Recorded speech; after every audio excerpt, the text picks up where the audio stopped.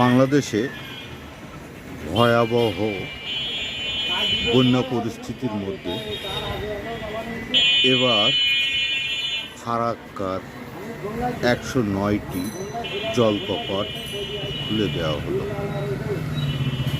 এতে পরিস্থিতি আরও খারাপ হতে পারে বাংলাদেশ এবং পশ্চিমবঙ্গ, ঝাড়খণ্ড এবং আরও কয়েক এলাকায় বন্যা পরিস্থিতির উপরে ভিত্তি করে পানির চাপ বৃদ্ধি পাওয়ার কারণে তারা এই 9টি জলকপাট খুলে দিয়েছে বলে ফারাক্কার ম্যানেজমেন্টের ম্যানেজার সাংবাদিকদের জানিয়েছেন।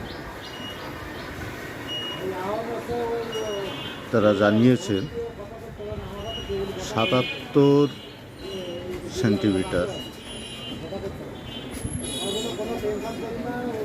বিপদসীমার উপরে পানি প্রবাহ থাকায় তারা এই সিদ্ধান্ত নিয়েছে।